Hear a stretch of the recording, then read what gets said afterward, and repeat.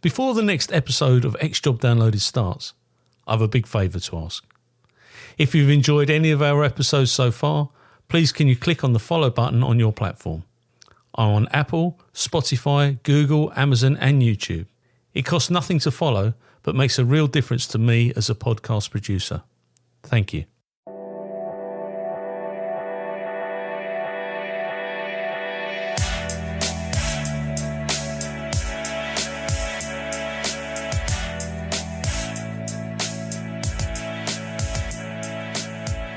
This interview is being taken recorded. My name is Maleary and this is X Job Downloaded, and today I'm going to interview Jenny Donaldson. Now, Jenny is a former member of the Metropolitan Police.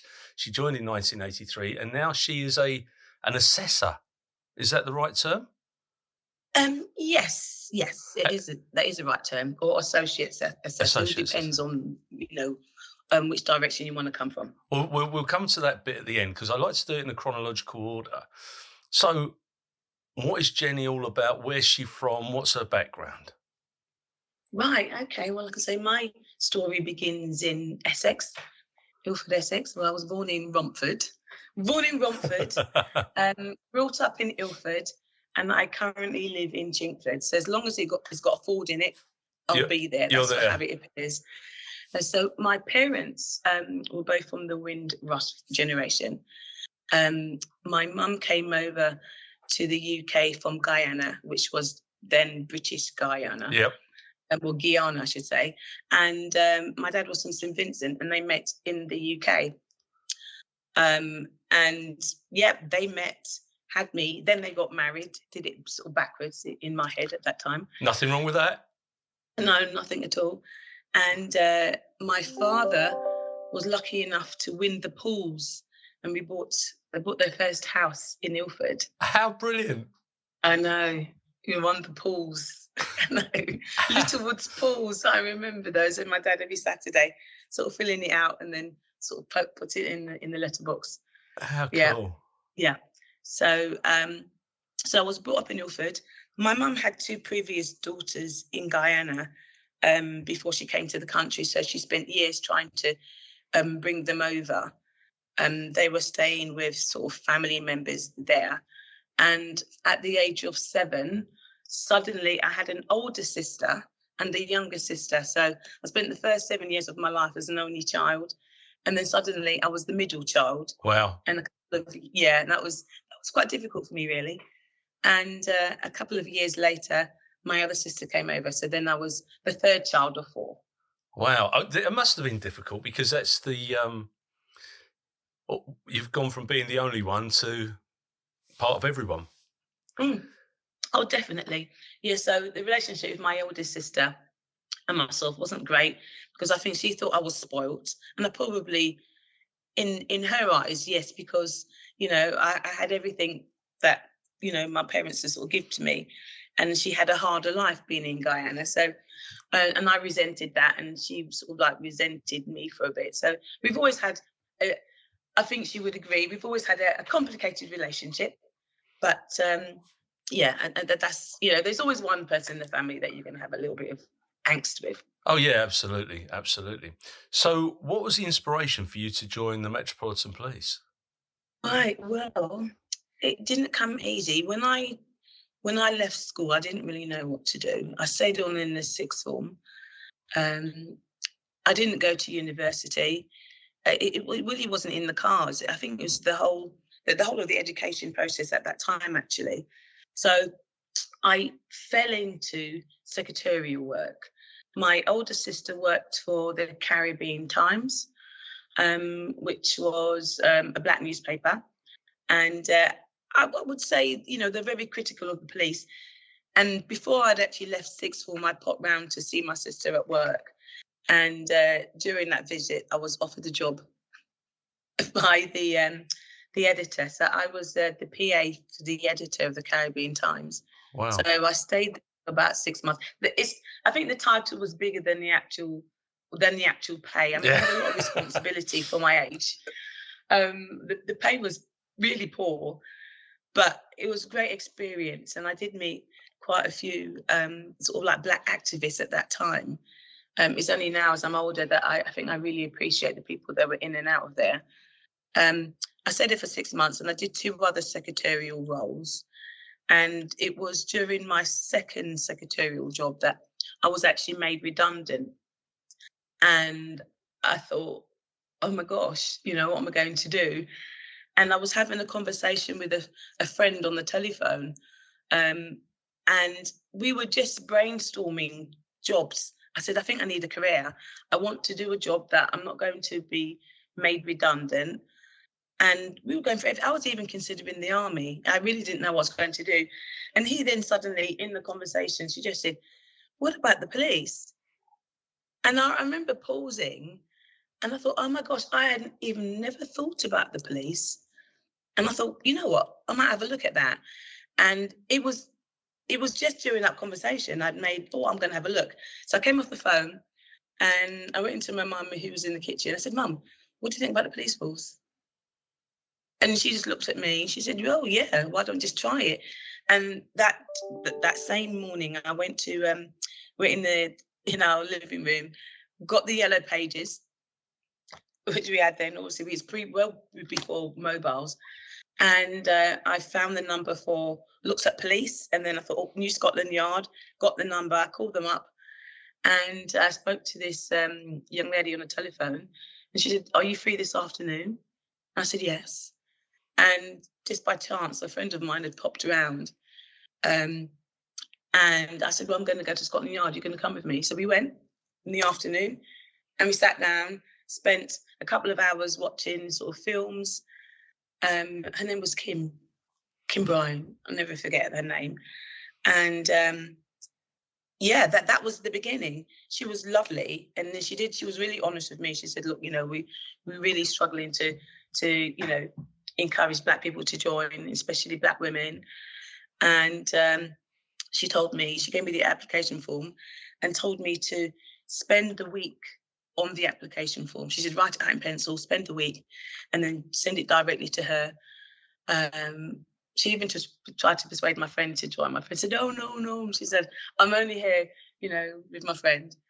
It would have been great, actually, if she joined, but no, that wasn't her dream. And that's where it began for me. And I think it was during the process of waiting, going for each stage, that's when I really thought about, is this something that I want to do?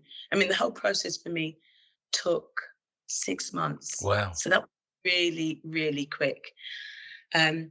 So obviously, got through the paper sift bit. Then I had, which did I have first? I had the fitness test. So which was, I knew that I was going to pass the fitness test because I had quite, a good level of fitness. I used to play netball, and I was always particularly good at sports. And so the fitness test was fine. The interview I found more challenging. That day, it was, my head was totally blown. I really thought I'd blown the interview as well because of, one of the particular questions. But there was one PC that was chaperoning each of the people, each of the girls who were waiting. And as I was sitting there waiting really nervously, he said, he was asking me questions, trying to make me feel nice and calm. And he said, do you know who the commissioner is? And I remember thinking, I know it, but it had totally gone. All the information had dropped out of my head. And he said, remember this. It's the new man, because it was new in post. It's, Kenneth, the new man. I thought, oh gosh. So I remembered that. And I remember he'd been really nice and kind to me. And, I went into my interview. They didn't ask me that question, but I was ready for it. And there was one particular question that was posed to me that I thought, I've done it now. And the question was, I had a panel of 3 people. I can't remember what ranks they were. I was that nervous, even though I knew the rank system, because I had done my research by going in the library and going to police stations and speaking to police officers. No internet to do research, so I did all that myself. But the question was posed to me was, so you work for the Caribbean Times, what's going to stop you from, if you have a bad day in policing, going to your old employers and giving a bad report? And I remember looking at this woman and I said, well, I'm sure you have bad days, and each time you have a bad day, you don't go to your local newspaper and give a bad report. Good answer. That was just, it was just, this, the only thing I can think of in my head. And as I said it, I remember as the words left my mouth, I thought, oh my gosh, I've done it now. But it worked. It helped. And this is 1982, and you joined in 83, or? That was 1983. 1983. And actually was at training school 83. And of course, this is 2 years after the Brixton riots. Yes. So the world of policing sort of started to change around that time. What was that like for you as you've done your probationary training? How many black people were in your intake? Oh my word! Actually, it was quite a lot. Oh, was apparently. it? Apparently, I go back because the day when I started, my mum took me to training school. She came with me, and as we got to the gates, she said to me, "Don't let them run you." That was her words, her parting words as I walked through the gates. And as I was walking along, just past the statue, this guy was walking towards me, and I thought he was an inspector. I learned after that he was a warden because he had a flat cap on. And I did think to myself, he probably was a little bit shorter than I would have thought because there was a height, obviously, restrictions then. But as he walked past me, I remember saying morning, and he didn't reply to morning, but he said, God, there's loads of them. And I turned back because I thought, is he talking to me? And then there was nobody behind me. And I thought, oh, he's talking to me. But I didn't really understand what he was saying. It was only when I went into the main building and went into the hall where all the new recruits for my intake were, that then I realised what he was referring to. There was another black female officer. There was a black male who was Chris, who later became my husband. And there was another girl who was from mixed heritage. So, funny enough, in my class, because we had one white female, so it was about 36 of us. And so the white female was the minority when it came to the females, funny enough. Right. And I suppose I don't know if it ever happened before. So the fact that we had 3 people who were from sort of, a diverse background, that was loads, apparently, to him. Wow. So, yeah. But most classes that I saw had sort of maybe one intake, one black person. So we were actually, we had quite a few compared to everyone else. Where did you go to from your training? I went to Vine Street. Vine Street? Yeah, I went to Vine Street, yeah. But before going to Vine Street, I mean, my parents were very supportive. My dad was nervous, but whilst I was at training school, it was, I stayed on this particular weekend. It was in December, and I stayed over the weekend because we were going to have our final exam on the Monday. And I was furiously studying in my room, and I decided I was going to have a break.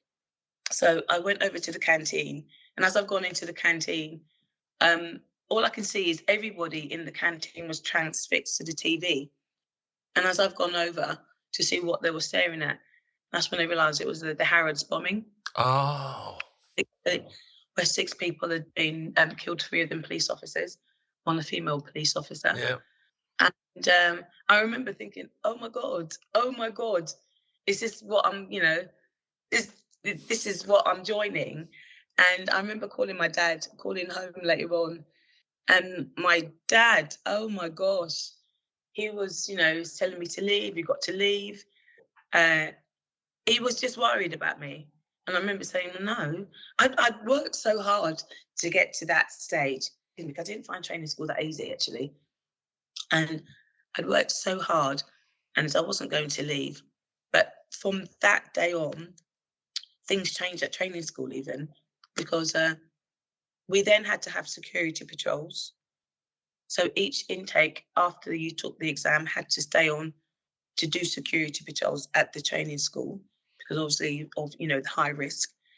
And later on that week, I found out that I was going to the West End, going to Vine Street, right in the heart of it. Wow. So, yeah. And so that was the experience. Was it Jane R? Jane Offnott. Yeah. Yeah. Yeah. There was a sergeant and a PC.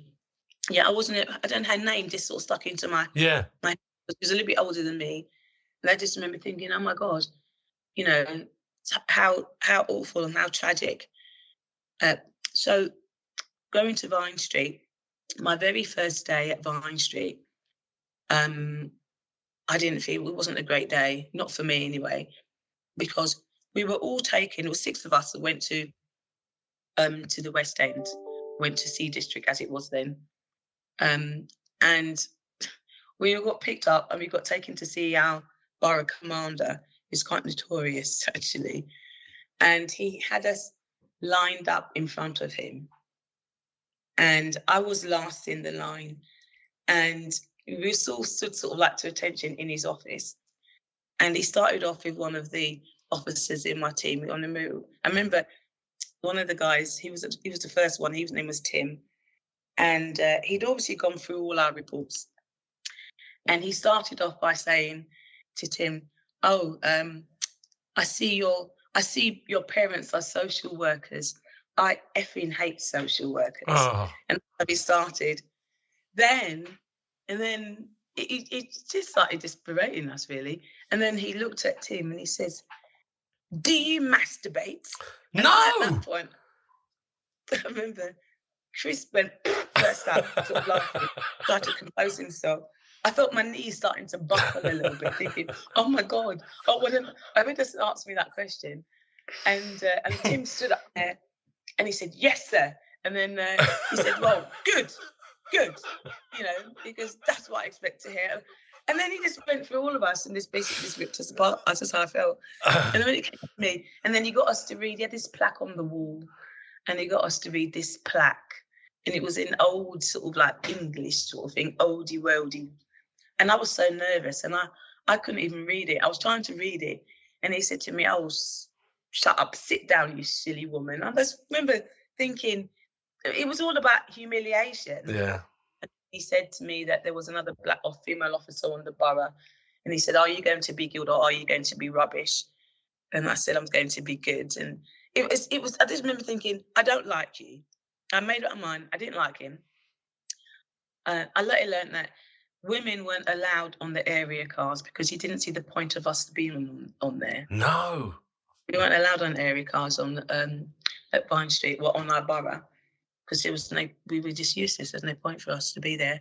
He had this silly thing on Albemarle Street where each probationer, each morning between, I think it was 7 and 8, if we were on an early turn, we had to make sure that the road was clear so that when his princess, when his vehicle was being driven through, that it didn't stop, it didn't pause or didn't deviate. He had to drive through. So I remember doing my patrol and I was running around because I could see the car coming in the distance and there were taxis pulling over and I would be screaming at these cars to move out the way because he would bollock you in the street. You know, unbelievable.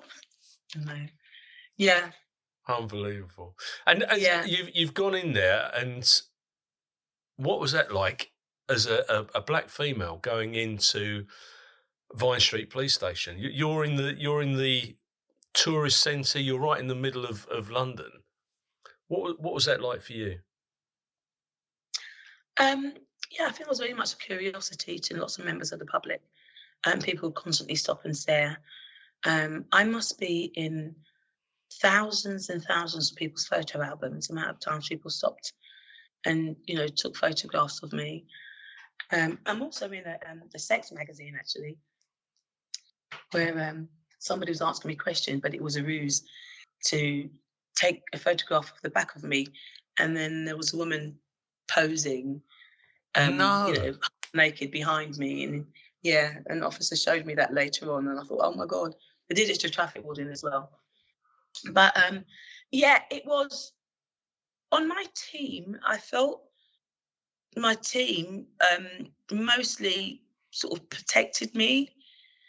It was other people around me that weren't so much. I mean, my street duties, there was an occasion where they were short, so my sergeant then posted me with an officer who's quite a lot of experience to go walking with him. And it was quite clear to me that this officer didn't like, I couldn't tell if it didn't like the fact that I was a black female, or I was a female, or was a probationer, or all of it, because probationers, people didn't want to walk with probationers. If you were female, you weren't worth anything, and most certainly if you were black. And I think this particular day was the longest shift of my career. It was the longest day because he didn't talk to me, he didn't look at me, we did nothing. It was absolutely awful. I followed him around like a puppy. He did nothing. And then when we got back, I remember suddenly I realised, we were heading back towards the station. And he sat down. I went to sit next to him. He got up and sat somewhere else. It was such a horrible experience. And then after he's had his meal, he got up, picked up his coat, picked up his helmet, walked off, and I realised, we're going back out again. And then I followed him. I mean, I don't know how someone can even do that. No. Not even to look in my direction. And I remember at the end of that shift, I spoke to my street duty sergeant and I said, please, can I not be posted with him again? I said, we did nothing. He didn't talk to me, he didn't look at me. And, my street duty sergeant sort of like listened, but nothing happened to him. He wasn't spoken to. And that's where it sort of like carried on. And there was a time when people would refer to, you'd hear the N word quite a bit. Or people would say things like, or use a C word, coon, and or people would say, well, present company accepted. And I remember when I was like continuation training, and it was all also all new officers from different boroughs. So we're having extra, a monthly continuation training, and the sergeant was giving us a scenario. So he said, so you're walking down the road and a coonmobile drives past you. And I remember just thinking, oh my God. And I looked down because I really didn't know how to react. And I felt all the other officers, they were embarrassed and they looked at me and they didn't know what to say. And then I was furious. I was so angry, I couldn't even look at the sergeant. And then the sergeant's response to me was, well, if you can't take it here, love, how are you going to take it out in the street? So he thought, how he tried to gauge it is that he was preparing me for the streets. I could never understand that it was a hard job anyway for police. And I couldn't understand how my colleagues who were doing the same job could speak and treat me like that way. But then we had the other thing, about being a woman anyway. I mean, one of the colleagues on my team, he mentioned it, and I'd heard about it, about female officers being stamped on the bottom. I'd never seen it, but I'd heard about it. And one officer on my team, sadly, he's passed away now. He said, oh, Jenny, have you heard about female officers getting stamped on the bottom? And I remember being really quick and I said, well, there's no point because it won't show. And if I know, that was it. It was never, the question was never put to me again. Thankfully, he accepted it because it was never going to happen. Sorry, somebody was going to get assaulted if that was going to take place. And I personally don't know if anybody has had it done, but I know it's been talked about. And one of my other colleagues, she said no. She said it never happened to her. Not if they wanted to live. That was, I remember her response. Yeah, but I've heard of that as an initiation, but I've never actually met anybody who went through it. I think it's probably folklore that never took place, but nevertheless, it was something that was considered. Yeah. When you're you're in the community, you're in a West Indian community. Are you still living at home at this time, or are you in a section house? I was still living at home at that time. But then I did move into a section house. I did have my parents are split up, and we did have a few. I didn't get on with my stepfather, so I then went into. Yeah, he was very anti-police. Actually, my stepdad was very, very anti-police. Anti-police, anti-white, anti-everything. Actually, anti-Asian. I think anti-women. Yeah. So for me, for my safety, it was best for me to actually go into the section house. So I went into Trenchard, and within a couple of, within about a couple of weeks, I contracted chickenpox. It was going around Trenchard, because I never had chickenpox as a child. Right. I was back home and I got kicked out as soon as I remember speaking to an officer, said, "Oh, just got back. I've had chickenpox." And I said, "Oh, don't talk to me, because no, it's not contagious." And I said, "Oh, right, okay." But it was going through the section house like wildfire. So then I was back home for a couple of weeks. How were you welcomed into the West Indian community as a black female police officer? What was that? What was that like for you? I found the older generation were fantastic. I mean, they were like, "Oh my gosh," and people would be talking to me all the time and asking me about it. And a lot of tourists, a lot of American tourists, would always stop me, black and white, and they'd always say, "Oh, is it safe?" I found young black men were very anti, very, very anti. But I made it my mission that when somebody, because there was one particular time I was actually walking through Mayfair, and there was a club there, and there was a group of young black men. And as soon as they saw me, they started shouting, "Sell out," coconut, all kinds of stuff they're calling me. So I thought, no, I'm not having it. I went straight over, right in the middle. I said to them, "So why are you calling me them names? Do you know me?" And I think they were a bit startled that I was just so upfront. And then we had a really, really in-depth conversation. And I said, "Look, if we were in a club, you probably asked me to dance." And I remember saying it. I was really quite feisty. And so I told them the reason why I joined. I said, "Look, there's obviously a lot of issues, but if we don't have people like us joining, it's no point being on the outside and complaining." And you know what? By the end of this conversation, they were shaking my hands and everything. And I remember there was a taxi driver, there was a cab driver, a black cab driver, that every time he did many nights, and every time I was night duty, he'd always seem to look out for me. And I remember I heard over the radio, they were calling me up. My number was 804, 804, "Can you speak?" And I said, "Yeah, I can speak." And they asked me if I was okay, because he'd reported that I think Jenny might be in a bit of trouble. And I said, "No, I'm fine." But another time when I was walking down another park, I saw these another two black lads, and they initially started giving me trouble. And then again, I started having a conversation, and then we had such a laugh after.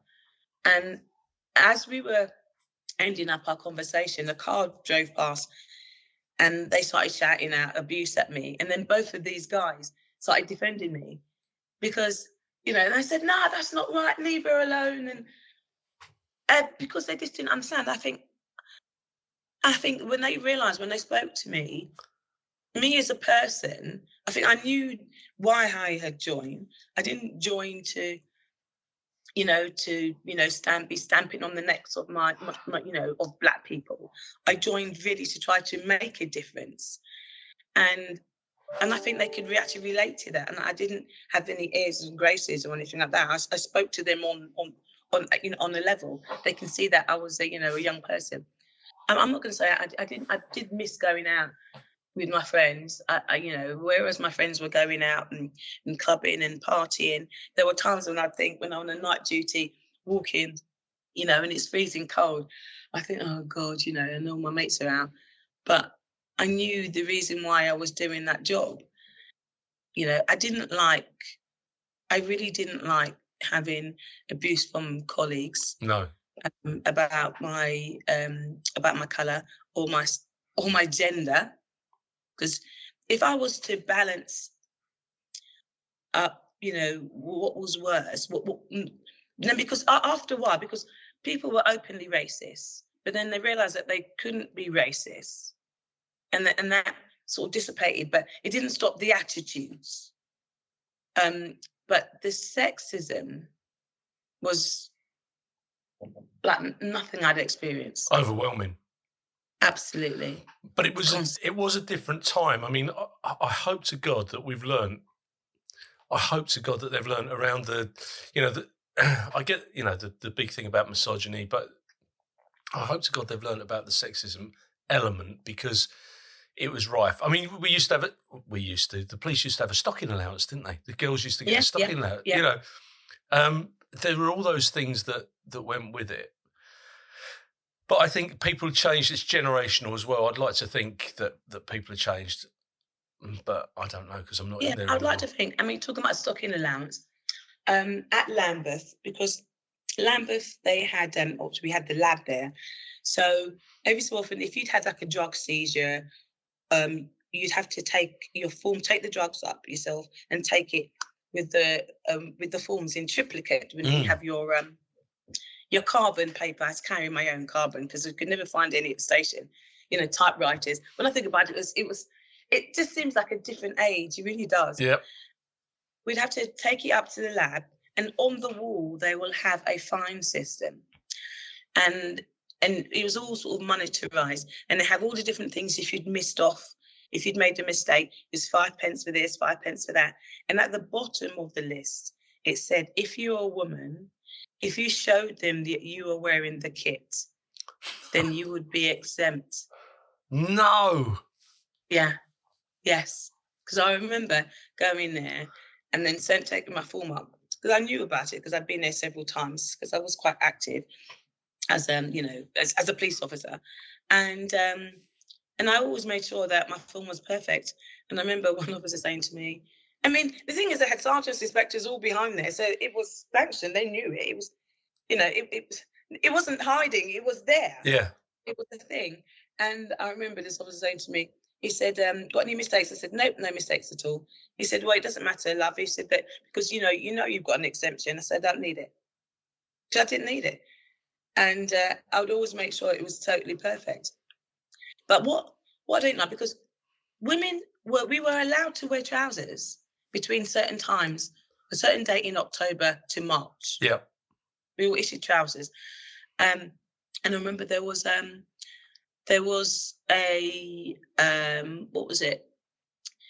Yeah, it was a film premiere in Leicester Square, and we all had to parade at Bow Street Police Station. And I was going to wear my trousers because it was really freezing. It was December. It was really cold. But for some reason, I did put my skirt on, and I remember 2 pairs of woolly tights. I mean, I could hardly move, with my handbag and my silly little truncheon that went into the handbag, which I never used, because every time we took it out, you can hear all the guys making silly, childish comments, noises. Yeah. So I was there with my skirt, and there was a couple of officers, and those 3 female officers chose to wear their trousers, which they were entitled to do. And I remember this chief inspector came in, he looked at everybody there and looked at all the women and said, all you women wearing trousers, go back to your stations and put your skirts on, just because he preferred them. And I think that is so I was constantly going around and, rolled. I felt like my eyes were probably rolled in the back of my head most times, because then these were coming from senior officers. So you couldn't say anything. No, because if you did, no one would take it seriously anyway. No, absolutely. It's like, it's like, get over yourself. And then you couldn't say anything to do with race, because you would be deemed that you had a chip on your shoulder. Were you in the district when the murder took place in St James's Square? Yes, I was. Yes, I remember that day specifically, because I was on street duties, because that was April of 84. Yeah. I was on part of my continuation training, and so I was at Paddington Police Station. We were in the control room, so we've been shown around the control room because obviously that was the high security station. And whilst we're there, I can hear a lot of commotion on the radio, and people sort of like running around, and I can hear calls like, officer down, and then suddenly we were ushered out of the control room, and then we had I think we were waiting in the canteen. What stuff was happening, so we knew whatever was happening was really serious. I hadn't thought about my mum, because my mum worked nights. My mum worked at Ford's, and unbeknown to me, the person who I'd been speaking to, who put the idea of policing into my head, he'd obviously seen it on the news that an officer had been shot, a female officer had been shot, and so he called my house. Wow. Or the landline, because we didn't have, it was a landline called. I'd woke my mum up, who was nice, and wanted to find out if I was all right. So my mum had no idea that something was going on. So she spent the rest of the day worried. And I think this happened throughout. Lots of female officers who were working that day. There were lots of calls, and then parents were calling up the station to find out what was actually happening. But I was totally oblivious to the fact that someone would call my mum. So by the time I got home, my mum was a bit of a state. Yeah, I bet. So, and I thought, oh my God, I hadn't even thought of that. Of course, because it was on my ground. Yeah. And then after that, it was, I didn't personally know Yvonne. I knew my ex-husband did, because she was his street duties instructor. Yes. And he actually went to the funeral as well. Went to a funeral. Everything sort of changed again, because then we had that security patrols. We had quite a vast list of security patrols that we had, but then that became a fixed post. Yeah. We had quite a fixed post actually. So I spent many a night duty just standing in front of the Libyan embassy. And then we had obviously 61 posts, which was the tourist post. And then we had lots of other buildings that we had to constantly patrol. Then we had the bomb car. I never ever told my dad that I worked on the bomb car, ever. Because, I don't know, his poor heart, I don't know. He couldn't have, and there were times when I worked on the bomb car. There's one particular officer who was, they referred to him as a bit of a legend. He would just do silly things like put his tunic on back to front, and he'd also have a flag hanging out his sort of mouth, and he'd go kick parcels and that kind of stuff. But I always remember every time we went to a suspect parcel, because we didn't know what was suspect from what wasn't. And then we would every so often, get a call, somebody with an Irish accent, and it was serious. Oh yeah, it was serious. And each time I would go to it, I'd think in my head, God, this could be my last. But he still did it. But we were still went to it and that was the thing. We would still go to it today. And what people don't realise is that terrorism isn't a new phenomenon. We've been suffering this for years and years and years, and it's moved from the RA to Islamic terrorists. I mean, they're the facts. But as late as, I think it was 96 was probably the last bombing of the RA, and then we move forward into the stuff that we're going through now. Yeah. What point in your service did you get promoted? I seemed to take my time. I took my time. Well, fair enough. I didn't actually. When I joined, I hadn't set out a plan for myself, but I was always quite lucky to have some, pretty good posts, because I really worked. I really worked at each level, because I always knew that anything that I did, people would be looking at me more. And that was always the case. So I actually didn't start thinking about promotion until I had a secondment to the National Criminal Intelligence Service. I was there for nearly 6 years. And it was whilst I was there, I made a decision I wasn't going to come back to the Met as I went. And And I have to say, those 6 years, I felt that I was working with adults. I felt supported. The job that I was working with, serious organised crime. And I thoroughly I can almost pinch myself how much I enjoyed that work.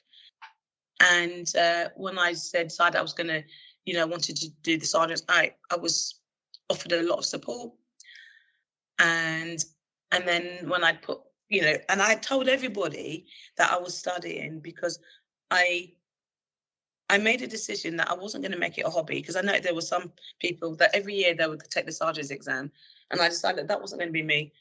I'm going to tell everybody I'm doing a sergeant's exam to give myself that extra pressure. I do things like that, so that I would make sure that I would go through it. And so that's what I did. I even took my studying on holiday. People say, why did you do that? I said, no. Because every day I had to study for 2 hours.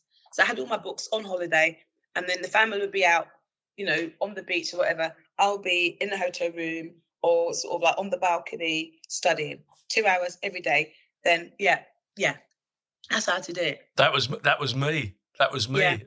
I didn't find study easy. So if I had that excuse not to do it, I'm going on holiday for 2 weeks, I wouldn't have picked the books up again when I got back. So I had to do that. Yeah. And that's what I did. And I passed the first bit, and got great support when I was preparing for the part 2. Passed that. And when I had to put the application in to obviously come back to the Met, the senior management were brilliant, because they had to monitor what we put in it, because I couldn't demonstrate what I did. No. Because it was, secret. So they actually went on the panels. And it basically assured them, we vouch for these people. And, the people that were at NSIS, who did a good job and passed us, we were really supported. But when I came back to the Met, it was like, there was a lot of changes, because suddenly we were, we had things like, we had Aware, which was the email system. They didn't have email system. I mean, it moved on, technology, but the mindset of people had not moved on. No. And I remember the very first day getting back and thinking, oh, Christ almighty.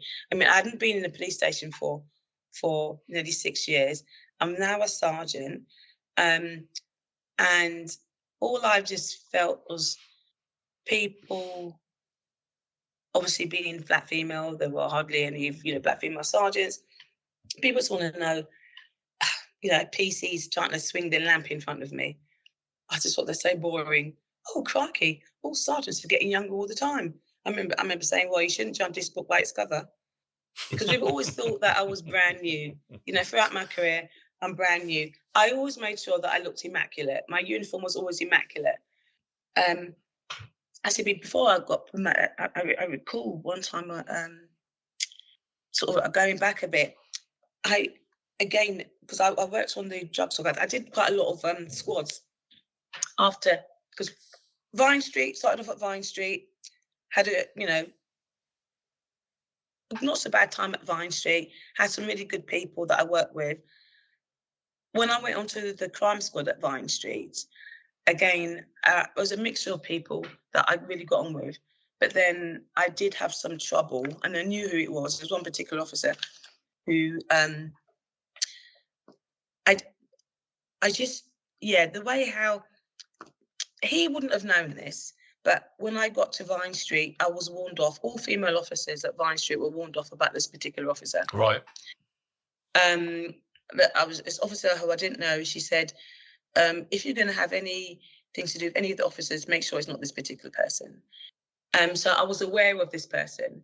Anyway, we were on the same crime squad, and I noticed that things were taking place, things were getting marked on my work. And then one particular time, I opened up my payslip and had the word coon written straight across it. I thought about it for a little while. Oh my God, should I report this? It took about 4 days to report it, and I did. Because it wasn't the first time this was happening. And I remember some of my colleagues, they were a bit frosty towards me.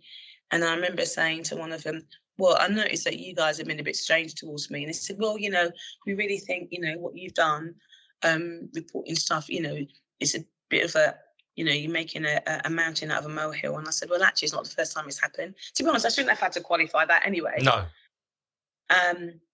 Ultimately, I was told that I had a strange conversation with one of my senior managers. He said, we know you know who it is. As I went, we know you know who it is, and we know who it is. And they said, don't worry about it. We will, we are going to be tackling that person. And he was meant to be going on a CID course. And then they stopped the CID course and sent him to Harrow Road Police Station. But at that time, I was actually put an application to go to the TSG.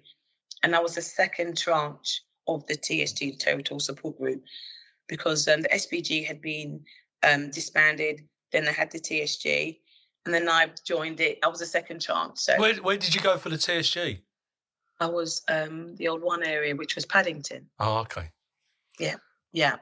So I worked on there, but I found, because Chris was actually, my husband was actually, we weren't married then, but he was on the TSG, and we always were friends. And then when I was put on the TSG, and then from there, then we started seeing each other. And I do remember my chief inspector saying, if only I'd given you your own car park pass, then, because we ended up sharing a car together because we lived in the same area. Working alongside my husband, I felt I became a non-person. I felt that, everything went through sort of Chris, or they were told, that really, really, really got to me. It was as if I didn't exist. Yeah, I just thought, my God. I was off sick for some time as well. I played netball for the TSG, and I snapped my Achilles tendon, so I was off sick. And so I didn't get one phone call from my line manager whilst I was off sick. The only time he called me was to find out if my husband had left for work that day. And everything went through Chris. So when I got back, I thought, I didn't feel happy there. I just felt that I totally merged in. I was totally vanilla. No one saw me. And then after that, I got a fantastic opportunity. Went on to the crack squad. I had a great time on the crack squad. By that time, coming at the end of the crack squad, then I was pregnant with my first child. And then I just remember having an unusual conversation with one of my colleagues there, who asked me what was I going to do when I had the baby. And I said, I'm going to come back to work. And this really unusual conversation, he said, it's people like you. That's the reason why the crime rate is so high. I couldn't believe what I was hearing. I'd respected this person until that point. Mm. And I thought, oh my God. So anyway, went on to drug squad after having our child, because the crack squad was finally disbanded after some time. And it was, so that was my sort of journey. So I went from squad to squad. Drug squad, didn't enjoy the drug squad, because I found out they thought I was a spy, because we were just starting to talk about the Black Police Association, because in 1990 we had the Bristol seminars, where there was, I think in the 90s we had under 500 officers who were Black or Asian in the whole of the police service, and a lot of officers of colour were leaving in their droves. So the Met then wanted to send us all away, and it was an order. We didn't have a choice to go to Bristol to find out what's the reason. Initially, I was very angry about it. I thought, oh my God, there's a blacklist. That was my thoughts at the time. And then my colleagues were quite upset. Well, why all the Black officers being sent away? And then at that point, I thought, well, since you guys don't like it, I think I'm going to embrace it. Yeah.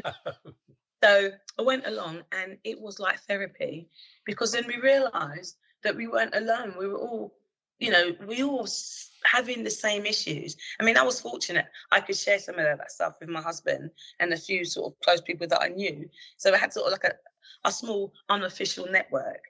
And so I was fortunate in that regard. But to hear from all these other people that were having the same problems.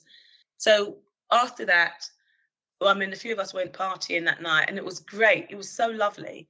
And then we started having Bristol seminar reunions. And then we started then talking about the Black Police Association. So I was one of the founder members for that. But we were only just starting to talk about it when I actually joined the drug squad. And I joined the drug squad, and I found that they weren't welcoming. They would go out on jobs without telling me. I would be talking to them 1 minute, go into the other room to speak to the typist, come back, and they'd all go. They would just leave me. And if we were having any jobs at all, and then somebody was giving me a bit of paper, it was every day there was something. I remember I was breastfeeding at the time, and I really was having a downtime working with, these colleagues. But I had to make the decision after, I think, about 8 months that I cannot mentally work with these people anymore. And so I made a decision, I'm going to go back to uniform. I thought, that's it, I want to go back to uniform. It took a few months for them to sort it out. But by that time, I think I'd relaxed. I thought to myself, I know I'm going now.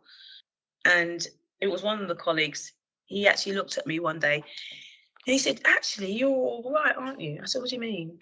He said, you're all right. And I said, well, you guys have been treating me awfully since I got here. He said, no, that was only because we thought you were a spy. And I said, what are you talking about? And then he told me quite openly that before you came, your file was on the governor's desk. So they used to go through the governor's desk apparently all the time. So they spun his desk and saw my file, and there must have been a memo about the Black Police Association, but we hadn't even formed. We were just having conversations. So I was like, I couldn't believe. I was just thought, well, how did they even know?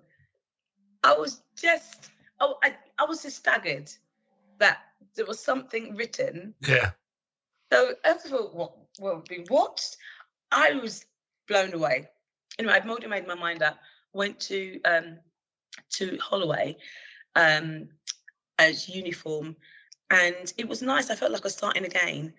I was just restarting again, and I didn't mind that. I said to them, look, I've been away from uniform. I want to, re-educate myself, and I got myself on a course. And it was then I got my driving course. I had 15 years service when I got my driving course, would you believe? Would you believe that? Wow. Yeah.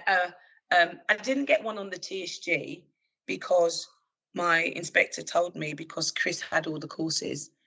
So I said to him, are you giving them out per household?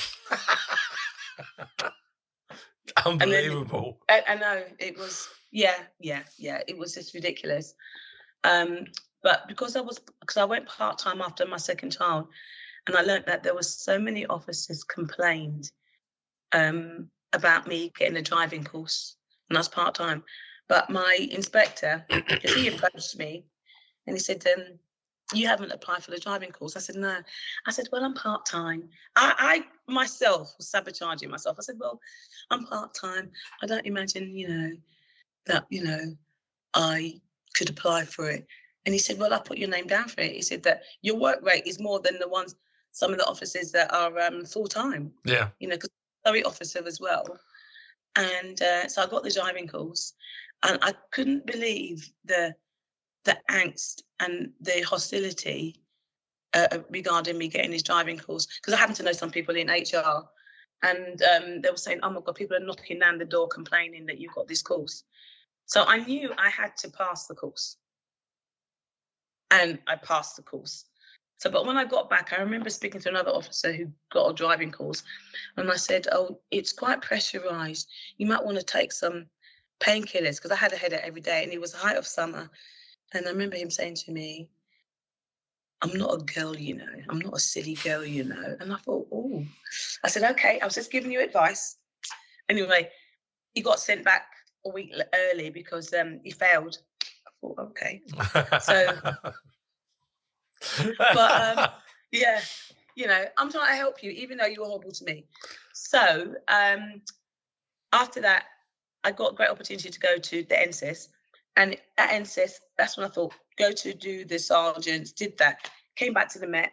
And my very first day on borough, I got my uniform, had to get also brand new uniform, uniform again. And because I had no uniform basically, and got my stripes. And then I was given these chevrons for my epaulets. And I remember thinking, they don't look like normal chevrons.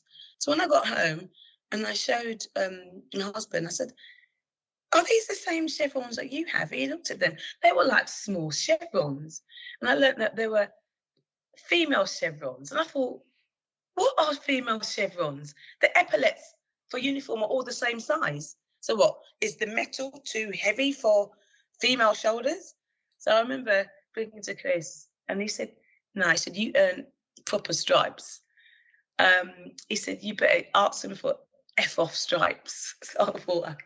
So the next day I went back to work. I said, "No, I don't want these. Can I have proper stripes, please?" So I got proper stripes. And I said, "I think maybe you should bin these because these are nonsense." And I then got my first official day. I was shown around on the borough by another member of staff, member of police staff who'd only just started, who didn't know the area. And I remember thinking, this is really poor. This is really, really poor. And then I went over to Shoreditch, where I was going to be working. And I'd made a decision to continue studying for my inspectors. Because I thought, it's in my head, keep studying. Yeah. And I met one of my new colleagues because they were on a day shift. And he was sitting down with his books. And I said, "Oh, hello. I think I'm going to be on your team." And without even looking up at me properly, I said, "Oh, you're studying?" And he said, "Yep, I'm studying." And I said, "Oh, I'm studying straight. I'm continuing studying as well." And he said, "Well, unlike you, I don't have that long to go." And I said, "Oh, right, okay." I remember this thinking, he was so dismissive of me. I mean, we became really good friends after. I never let him forget that, actually. I said, "You were so dismissive of me." And he said, because by this time, I think I had like 20 years service. You know, I wasn't rushing, was I? So he said, "I don't have that long to go." I said, "Neither really do I." And so he told me how much he had. I think about 23. And I said, "Yeah, well, you know, I'm not far behind you. I've got 20. And that's when he looked up at me and he's almost like, oh. But it must have been it was about 6 months later because my younger sister, joined and she was actually at Hackney. So we were both at Hackney at the same time. And she was receiving commendation. And I remember seeing the borough commander a couple of times walking along the corridor, and he just saw me and smiled. And I must say, it really knocked me. So I thought, I'm your new sergeant on your borough, and you've not met me. And I thought, well, you know, it's not like you've got loads of us here. And at my sister's commendation ceremony, I did say to her, "You know, I've not met the borough commander." And she said, "You were kidding me." I said, "Nope." So she said, "You know, Gov, you know, you've got to meet my sister," because she got on quite well with him. And he looked at me. I said, "Yeah, I'm your only black female sergeant." I said, I did make him feel bad. And he was really embarrassed. He said, "I'm really sorry." I said, "Yeah." I said, "Not what I expected, really." So he did make an appointment for me. Because normally, you know, when you're new to a place, you meet the borough commander. That's what I'm used to. And I think he dropped the ball there. I said, "You know, it's not like you don't see me." But then I found that's something that was happening, even though I was visible. People didn't see me. You know, a custody sergeant, I was custody one time at Shoreditch, and there was a force medical officer came in, but he wasn't from our borough. So I buzzed him into the custody, and as he came in, he looked at me. I was standing up because in the custody at Shoreditch is on a platform, so you're quite high up. And he's come in and he says, "Oh, you sergeant, so are you jailering today?" And I looked at him, I put my hands on my hip, and I said, "No, I'm sergeanting." And that's what people just constantly look at me, not see me. And again, as an inspector, that constantly happened to me. I'd have people walk past me and speak to my sergeants. And one of my sergeants, who was a grey head guy, we were the same age, well, he would just turn around and say, "You just walk past the governor." You know, he always had my back, but he'd always, you know, he could see it. People didn't see me. And I sometimes check and say, I am wearing my uniform, aren't I? I am wearing it, you know. Or people would constantly want to find out what my warrant number was, because that was an indication of how much service you had. Yeah. And then when they found out my warrant number, they couldn't decipher it because I had a 4-digit warrant number, which is a really old one. And they were like, "No, we need your warrant number, Mom." And I said, "I don't know why you need it. Why do you need it?" You know? So yeah, it was a constant battle, but I found that I used to share my story quite a lot to my officers, so that they knew, you know, what it was like. And I always say to people, when you're treating people, would you treat your member of family like this? You know, and I was dealing with complaints, and I think that's what's lost at the moment. I don't know, because you know I'm passionate about policing, but I'm just sad at the moment of where it is. How do you feel about stop and search and the things that are going on in relation to that? Well, personally, stop and search is a necessary tool. I get it. You do need to have it, but it needs to be done respectfully. It needs to be done. It needs to be intelligence-led. In 2019, my younger son got stopped. He was on his way home from work. It was actually 2000. Yeah, we're just coming on to things were happening regarding COVID, and so he was coming home from work. He was at Hackney, and they had a metal detector arch. Yeah. I know they call it knife arch. It's a metal detector arch. It detects metal, not specifically knives. Yeah. So anyway, he's gone through, and as he's walked through the arch, his bag set it off, and he's turned round to have a look at if anybody wants to speak to him. He sees about 10 officers there, and everybody's talking. No one seems to want to talk to him. So he said he then thinks, well, they don't want to speak to me. He's walked up onto the platform, and moments later, a couple of officers have come up to him and said, "Oh, you set the alarm off. We would like you to come back for search." He said, "Okay." He said, "But you know, I'm going to miss my train now." And so he said, "Okay." He starts coming down the stairs with them, and he's hearing the buzzer constantly go off and people walking through. So he said, "Do you search everybody that set the alarm off?" And they said, "No." So he said, "What is it about me that you want to search me?" And then the officer said, "Because you looked round to see if we were looking at you." And he said, "No, I looked round to see if somebody wanted to speak to me. But no one, did." It's natural reaction. You go in the shop, set the alarm off, you turn around, is it me? So he goes down and he gives them his rucksack. And as he gives them the rucksack, one of the officers said to him, "For my safety, I'm going to handcuff you." And he said, "Why?" And then he said, as he said that, he said, he put his hand out and said, "But why?" And then his arms are roughed up behind his back and he's handcuffed. And I thought, hold on a moment. So he said he was upset because Mum, I was really upset. I felt humiliated. So one of the officers tried, speak to him and say, "Look, we're trying to do this." And then they searched him. He had nothing on him, of course. And he came home. He was so upset. He came home. He said, "Mum, your lot." Considering that both his parents were police officers and his aunt is a serving police officer, my oldest son's, one of his godparents is a police officer. Actually, both of them got godparents or police officers. They'd been brought out around police and they had to conduct themselves. And I thought, and that's not the first time he's actually been handcuffed. Yeah. Yeah. It really upset me because I thought, hold on, it made me feel, I've given over 30 years of my life to this job, and people can't treat my son with respect.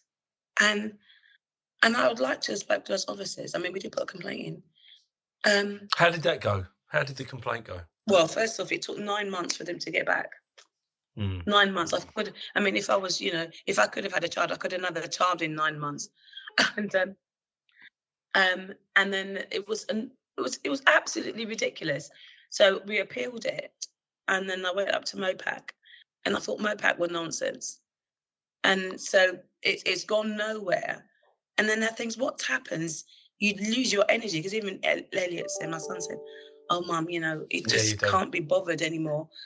And that's what happens. A lot of people don't even complain because the process is such that it makes it difficult. And then the length of time that you actually go through. And I've spoken to, some of my colleagues who was on the TSG, lots of things that hadn't been done, on the form. And I thought the form hadn't been completed properly. I don't know where the supervision is. Then we're told that it was lots of probationers. I said, so what is that? It's the excuse, because we've got probationers that, they had 10 uniform officers there, and they had quite a few plainclothes officers there. I just think, when I worked on the TSG, stop and search was our bread and butter. And at that time, we weren't handcuffing people to search them. You know what we were using? We're using our mouths. We have a conversation. We didn't have taser. I think we just had flexi cuffs. But we weren't using them for that. I find that the more equipment officers have, is the less people are talking. I agree. It's a bigger barrier. Yeah. They all want to walk around looking like RoboCop. They don't actually want to talk to anyone. And if I've got 10 people standing around me, I don't need a pair of handcuffs. Because, look, I don't know you. I know Chris. But you're respectful people, and it doesn't always follow, I get it, but I would expect that your children will probably be respectful as well. So they would deal with the situation in the appropriate way.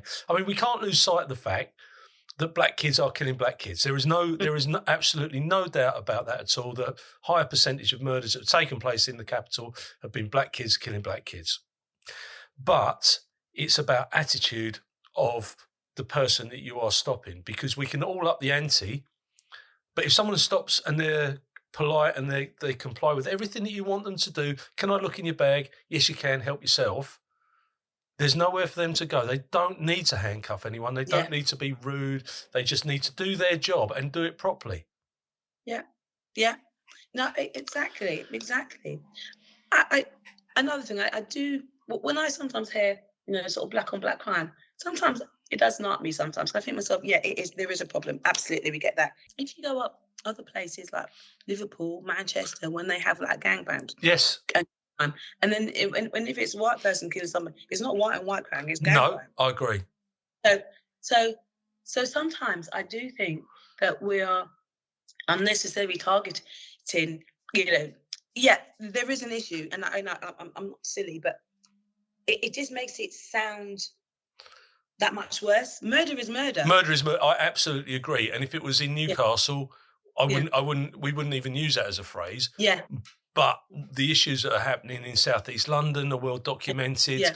And as a parent, do you know what? If my son got stopped 20 times in a week and people were polite to him, if it meant that, one, he wasn't going to get into trouble with the police or be a victim of crime, because if they're treating everybody in the same way, I wouldn't have an overall problem with it. Yeah. It's when there's a disproportionate amount of pressure placed on one particular area. And like I say, it's about keeping kids safe. I wouldn't want anybody's son locked up for murder. Yeah. Or daughter comes to that. And I certainly, having worked on major investigations and attended mortuaries more times than I care to think of. To go around and tell a parent that their son or daughter has been stabbed or killed, full stop, is heartbreaking, because you know that the last word that parent may have had with their child was a bad one. They might have been arguing in that morning, but the fact is that their son or daughter's been killed. So I understand what you're saying, but it's a very difficult. Certainly in the capital at the moment, it's a very difficult situation. No, it is. Of course, I've had to tell a mother that her son had been murdered, and you know, I think about it a lot. Actually, you know, it was not the circumstance I would have liked to have done it. I get to the scene, and I think what was really quite awful about this whole situation is getting up onto the balcony. As I arrived on the scene, and with my sergeant, we arrive on the scene, and the car pulls up with 5 women who will jump out, and I could see they're hysterical, and I'm thinking, oh my God, they are obviously connected to what I'm going to be seeing. So I'm having to find officers to chaperone these women, keep them here, because I don't know who the victim is yet, but they've obviously got some information. Because what had happened is there was this, there was being a young man had his phone stolen, and he found out who it was. He knew who it was, and he had his older brother come along with him to get the phone back, and they'd made arrangements to get the phone back. So they were on this balcony, and the guy was meant to give the phone back. He doesn't. He comes out and stabs the older brother. Terrible. And runs off. And then the younger brother calls up mum. So mum gets the information as her son has just been stabbed. So mum and her sisters arrive. So having to deal with that. And so I just got my officers, please, we've got to keep them here, put them in the van, and just keep them all together. And so I've gone up, and as I've gone up onto the balcony, what was so funny about this whole thing, there were flowers only about 5 feet away from a murder that had taken place about 3 weeks before. And that same balcony where the HEMS team had cracked this young man's chest open, they were massaging his heart. And obviously, you know when that's happening, you're just thinking, you know, yeah. So I'm standing there, and I'm thinking, oh my God, you know, we're watching it. And then the younger brother is just traumatized, and obviously, you know, he's right there, you know, watching his brother's life sort of ebb away. And then moments later, they've called it that, you know, he's died. So obviously we've had to sort of like look after him. And I remember going downstairs and having to have radio silence, speaking to the CID and sort of letting them know that, you know, he's, you know, they've called it, he's died. And so I'm speaking to the CID and saying, okay, well, mum needs to be told. And then they were saying, yeah, we'll do it, because I was speaking to the DI. And 10 minutes have gone past.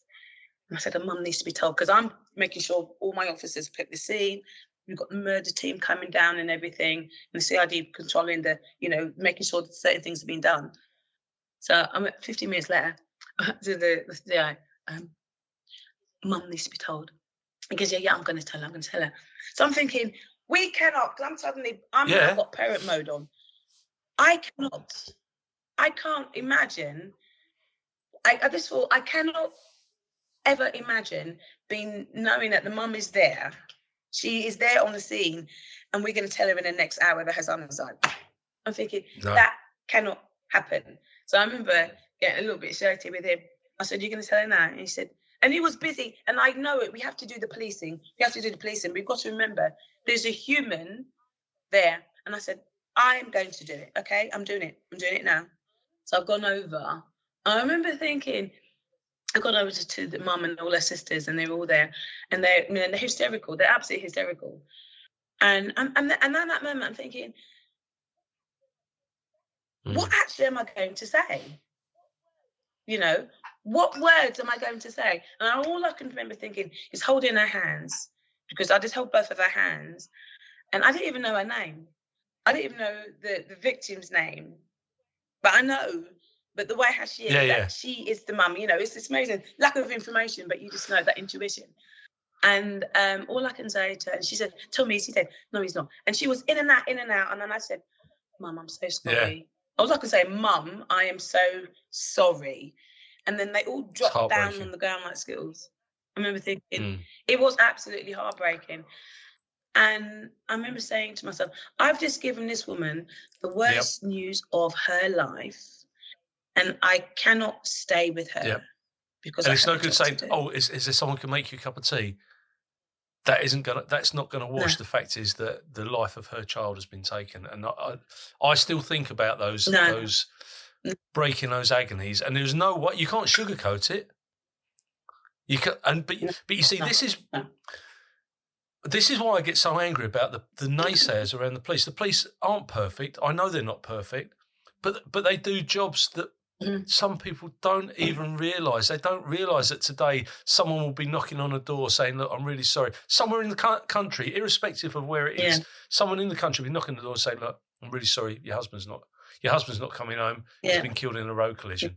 Your son's not coming home. Your daughter's not coming home. They've been murdered at school." That's going to happen somewhere today, and the public don't get it. Yeah. I know, like I say, I know the police isn't perfect. What would you do different? I mean, the Metropolitan Police, they are getting so much criticism around their misogyny, around racism. How would you change it if you were in power today? How would you change it? Well, also, there's a lot of talk about obviously the Casey report, isn't it? A lot of talk, and the word institutional racism. And my personal view, I think the commissioners missed the trick there. Well, because the communities aren't going to, well, the black communities specifically, aren't going to sort of take heed of what he said until he admits, that it is institutional racism. Because Casey, in her report, she has 4 tests.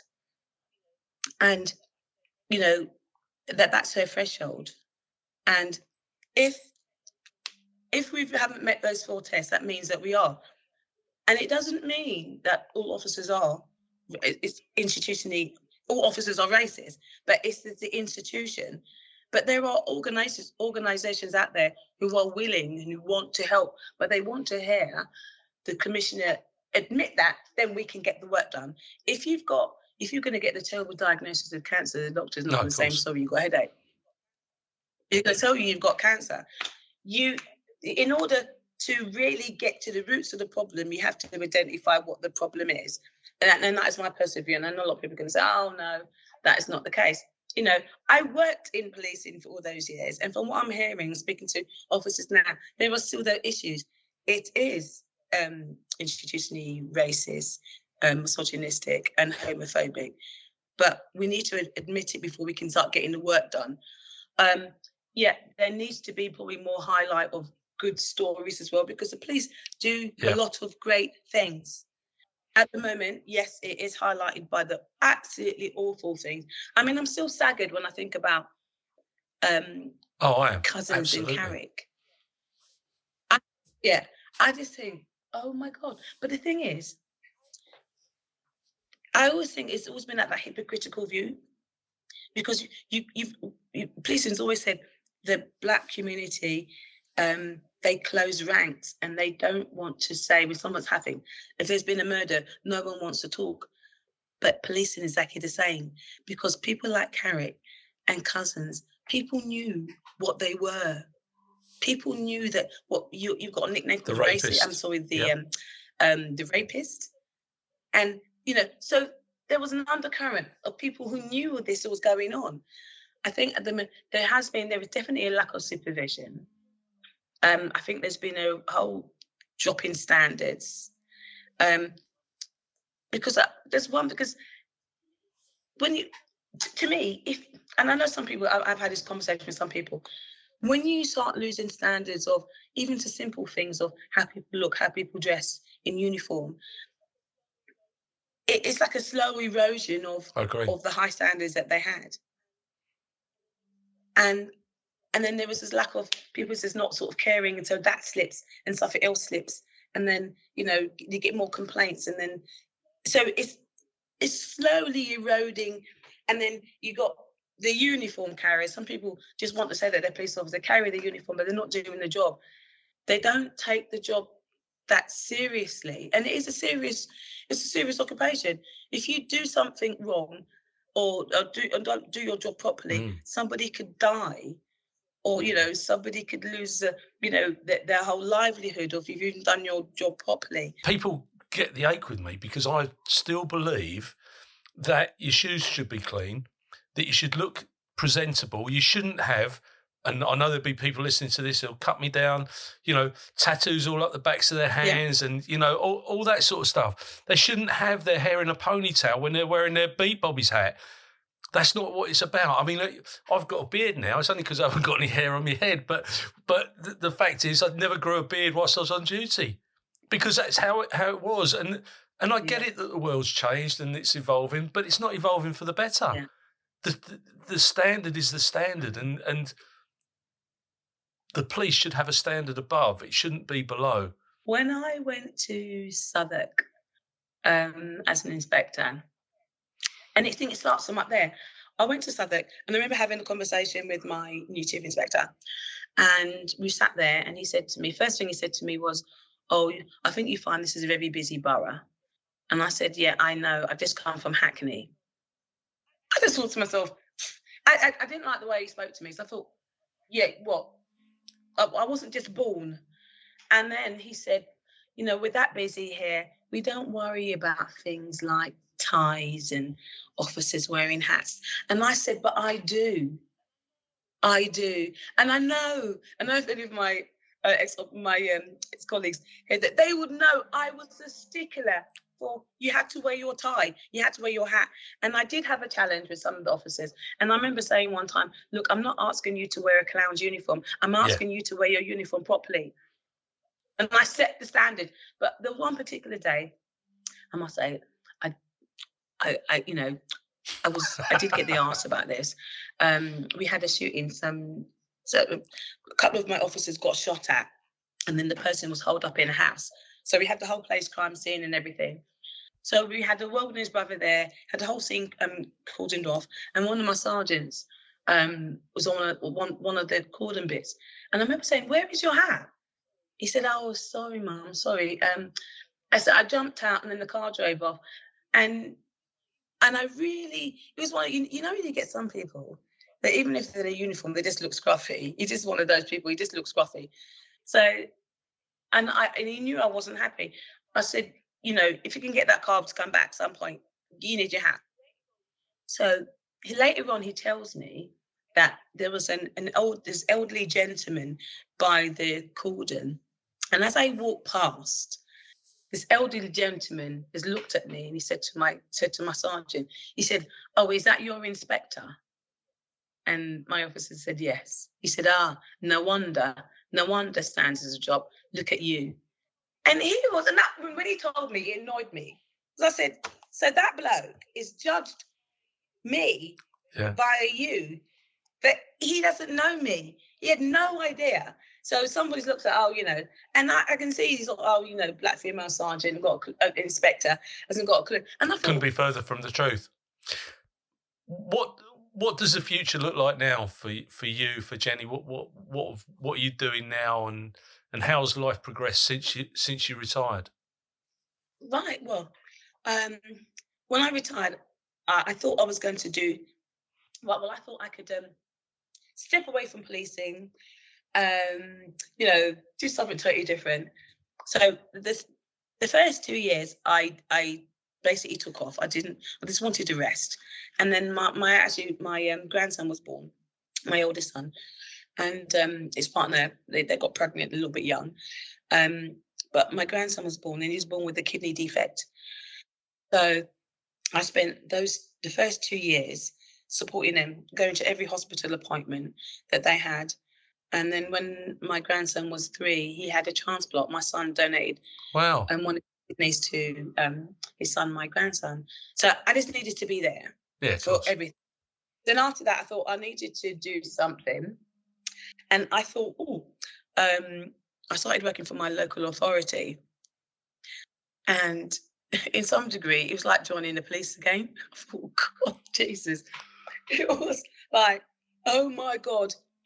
So I stayed there for about 18 months, and I thought, no, I'm not reinventing the wheel. I really thought I was entering a well-oiled machine, and it was not. And I thought, no, I'm too old. Well, I'm not old, but I just thought I'm not starting again, doing an organisation. And I didn't know what I wanted to do really. And I remember putting out a post on Instagram, so on LinkedIn, and then I got this great opportunity to be an associate assessor for this great company, which I'm still doing. So I was one of the original staff as the actual company was starting. And I thought, actually, this is what I want to do. I want to be still part of helping the policing. And then I started to become a school governor, because I don't know, I really want to be useful. I want to be sort of serving and giving that input. But apart from that, I also